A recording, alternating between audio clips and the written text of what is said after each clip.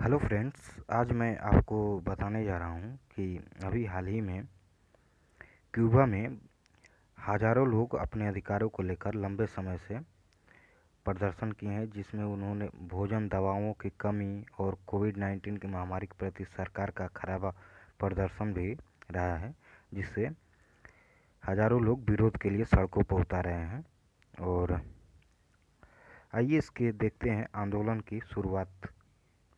तो सोवियत संघ या उसके पूर्व सहयोगी के पतन और शीत युद्ध की समाप्ति 1945 से 1991 के बाद क्यूबा में आर्थिक संकट के बीच सरकार विरोधी प्रदर्शन शुरू हुए।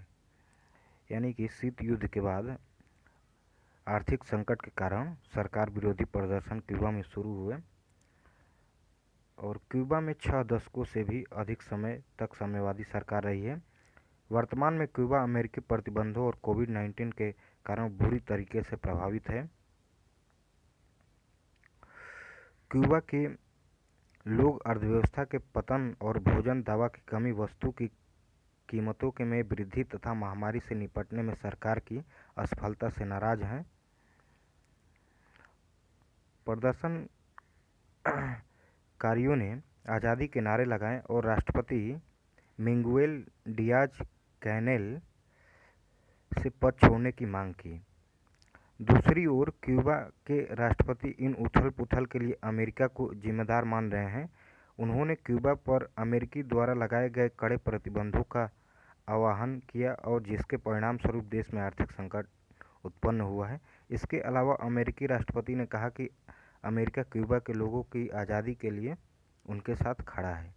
यानी अमेरिका के राष्ट्रपति जो बाइडेन जो हैं, उन्होंने यह कहा कि अमेरिका में ये जो क्यूबा में लोग प्रदर्शन कर रहे हैं उनके आज़ादी के लिए अमेरिका उनके साथ खड़ा है।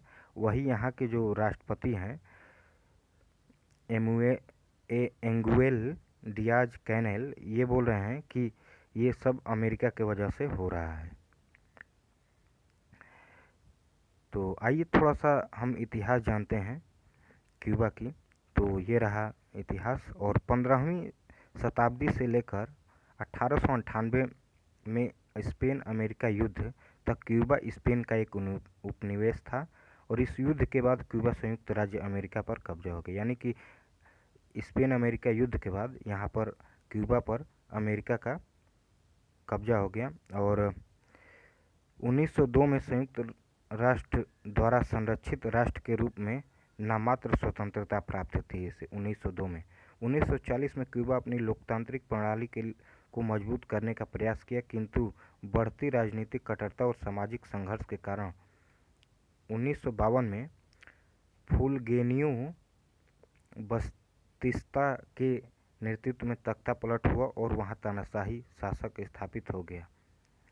और फुलगेनियो बतिस्ता के शासन के दौरान बढ़ते भ्रष्टाचार, उत्पीड़न के कारण जनवरी 1959 में आंदोलन शुरू हुआ तथा बतिस्ता की सत्ता से हटा दिया गया, जिसके बाद फिदेल कास्त्रो के नेतृत्व में कम्युनिस्ट शासन व्यवस्था की स्थापना हुई। यानी कि बतिस्ता यहाँ के जो शासन थे उन्हें भ्रष्टाचार और उत्पीड़न के कारण 1959 में यहाँ फिर आंदोलन हुआ।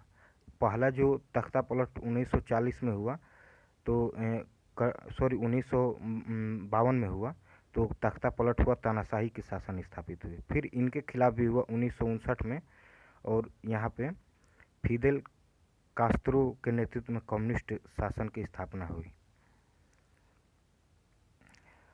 वर्ष 1965 में क्यूबा में कम्युनिस्ट पार्टी द्वारा शासित किया जा रहा है। यानी कि अभी भी वहाँ पे कम्युनिस्ट पार्टी है।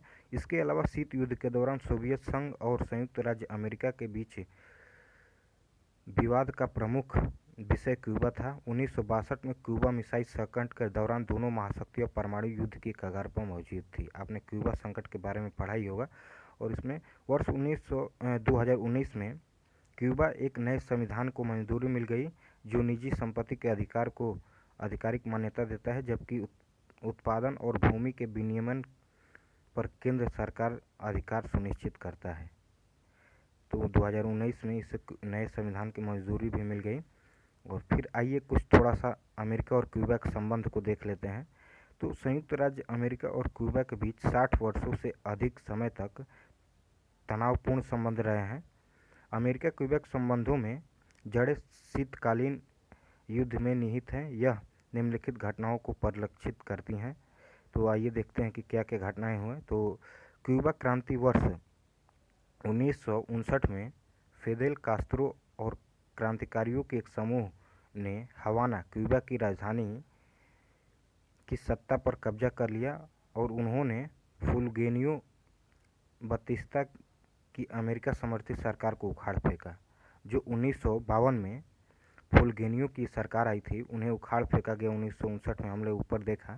फिर क्यूबा की क्रांति के बाद फिदेल कास्त्रो की सरकार ने अमेरिका स्वामित्व वाली संपत्ति का राष्ट्रीयकरण करना शुरू कर दिया। अमेरिका के साथ होने वाले व्यापार पर आर्थिक दंड लगाया और सोवियत संघ के साथ अपने व्यापार को बढ़ाया, यानी कि यह सोवियत रूस से प्रभावित हुए। और आइए थोड़ा सा क्यूबा का मिसाइल संकट के बारे में जान लेते हैं। तो क्यूबा की क्रांति के बाद भी विभिन्न घटनाओं का अनुसरण करते हुए संयुक्त राज्य अमेरिका ने क्यूबा के साथ राजनयिक संबंध समाप्त कर दिए और 1961 में फिदेल कास्त्रो शासन को उखाड़ फेंकने के लिए एक गुप्त अभियान किया। इसके बाद अमेरिका एजेंसियों द्वारा क्यूबा सरकार को गिराने का प्रयास किया गया, जिसे बे ऑफ पिंक्स आक्रमण के रूप में जाना जाता है।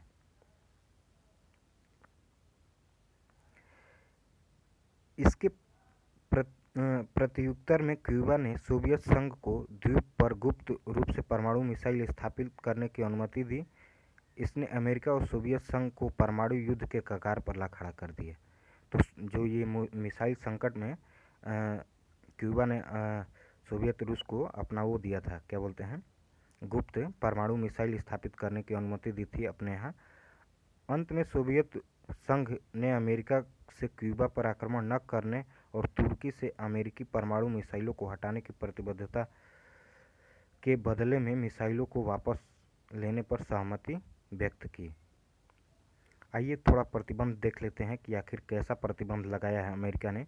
अमेरिकी प्रतिबंध क्यूबा मिसाइल संकट के बाद अमेरिका ने क्यूबा के अपने लगभग सभी निर्यात पर प्रतिबंध लगा दिया, जिसे अमेरिकी राष्ट्रपति जॉन कैनेडी ने एक पूर्ण आर्थिक प्रतिबंध में विस्तारित किया, जिसमें कड़े यात्रा प्रतिबंध भी शामिल थे। ये आर्थिक प्रतिबंध आज भी जारी हैं।